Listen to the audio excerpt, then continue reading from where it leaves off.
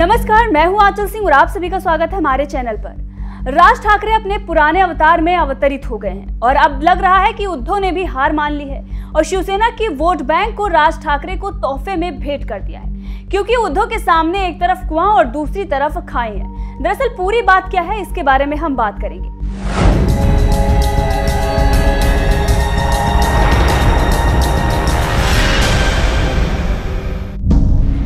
महाराष्ट्र में शिवसेना और मनसे के बीच हिंदुत्व के मुद्दे पर जंग छिड़ी हुई है। खुद को सबसे बड़ा हिंदुत्ववादी साबित करने के लिए दोनों ही पार्टियां इस मुद्दे पर एक दूसरे को पछाड़ने की जुगत में लगी हुई है। यूं तो राज ठाकरे लंबे लंबे गैप के बाद मीडिया के सामने आते हैं, लेकिन अब काफी दिनों से खामोश बैठे राज ठाकरे ने अपना लाउड स्पीकर का मुद्दा उठाकर शिवसेना को हिंदुत्व के मुद्दे पर घेरना शुरू कर दिया है और लगातार मीडिया में बने हुए हैं।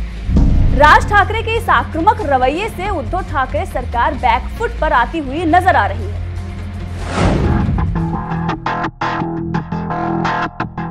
इसका ताजा उदाहरण है महाराष्ट्र सरकार का लाउड स्पीकर से जुड़ा वो फैसला, जिसमें सरकार ने यह आदेश दिया है कि धार्मिक जगहों पर बिना इजाजत लाउड स्पीकर नहीं लगाए जा सके। राज ठाकरे ने आगामी 3 मई तक महाराष्ट्र में मस्जिदों पर लगे लाउड स्पीकर को हटाने का अल्टीमेटम दे दिया था।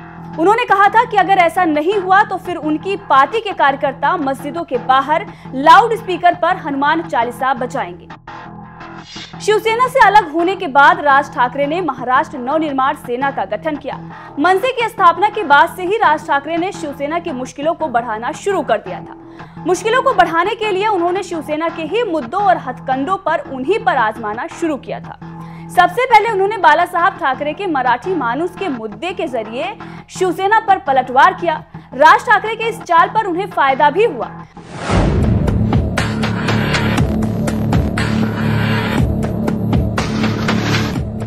उत्तर भारत से महाराष्ट्र में रेलवे की परीक्षा देने आए छात्रों से कल्याण और अन्य जगहों पर मनसे के कार्यकर्ताओं ने मारपीट की थी।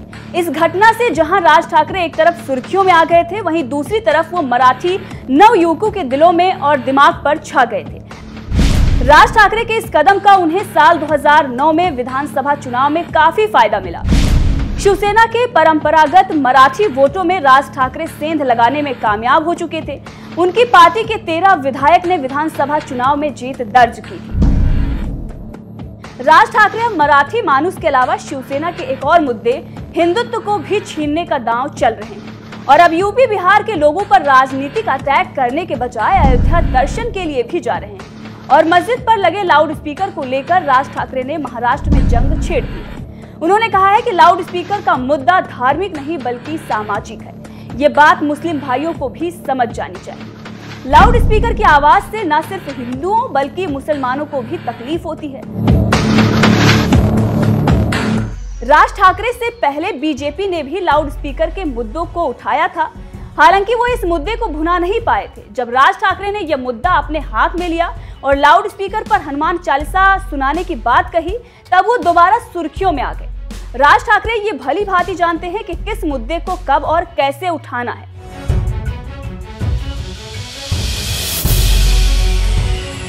आगामी कुछ महीनों में बीएमसी के अलावा महाराष्ट्र के कई जिलों में नगर पालिका और नगर परिषद के चुनाव होने हैं। इसके अलावा 2 साल बाद यानी कि 2024 में विधानसभा चुनाव भी आने वाले हैं। ऐसे में उन्होंने अभी से राजनीति के शतरंज पर बिसात बिछानी शुरू कर दी है।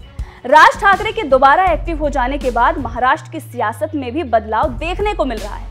अब ये भी सवाल उठने लगे हैं कि क्या राज ठाकरे महाराष्ट्र में उद्धव ठाकरे की जगह ले पाएंगे या फिर ऐसा करने में उन्हें कितनी मेहनत करनी होगी।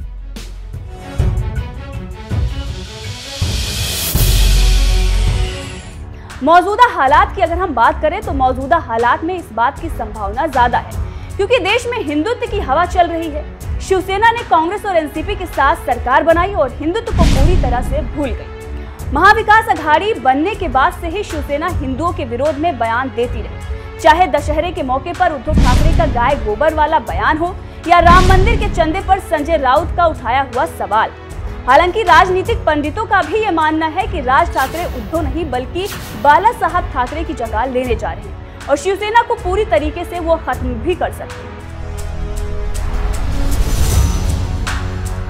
उनका कहना है कि राज ठाकरे एक करिश्माई व्यक्तित्व वाले नेता हैं उनकी आवाज में वो कशिश है जो लोगों को अपनी ओर खींचती है। महाराष्ट्र में इस बात से कोई भी अनजान नहीं है कि राज ठाकरे को सुनने के लिए लोगों का भारी हुजूम इकट्ठा होता है। हालांकि ये भीड़ वोटों में अब परिवर्तित होती है या नहीं, ये तो आने वाले दिनों में ही पता चल जाएगा। वहीं ये भी कहा जा रहा है कि वो अपने मतदाताओं को लुभाने के लिए फिर से पुराने अवतार में आ गए हैं।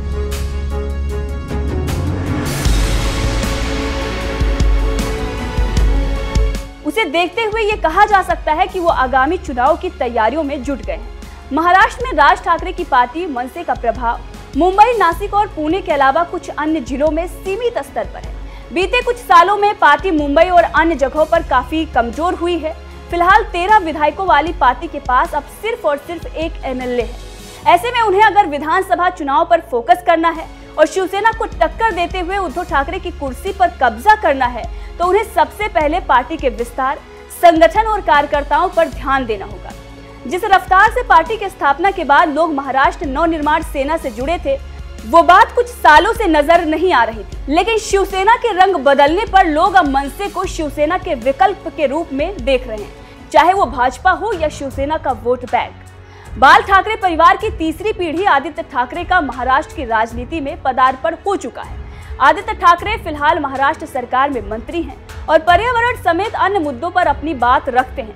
भले ही ट्रोलर उन्हें सोशल मीडिया पर ट्रोल करते हों या एक वरिष्ठ पत्रकार के द्वारा वो महाराष्ट्र के दूसरे राहुल गांधी करार कर दिए गए हों। सोशल मीडिया पर अक्सर लोग उन्हें अलग अलग नामों से बुलाते हों, लेकिन आदित्य ठाकरे अपनी बात बेबाकी से रखते हैं। आदित्य ठाकरे को कोई बेबी पेंगुइन तो कोई महाराष्ट्र का पप्पू कहकर सोशल मीडिया पर खूब मजाक उड़ाता है। लेकिन आदित्य ठाकरे की अगर हम बात करें तो आदित्य ठाकरे उद्धव ठाकरे से ज्यादा फेमस हो सकते हैं, ये भी कहा गया है। अब ऐसे में राज ठाकरे अपने बेटे अमित ठाकरे के लिए राजनीति में एक ग्रैंड एंट्री चाहते हैं।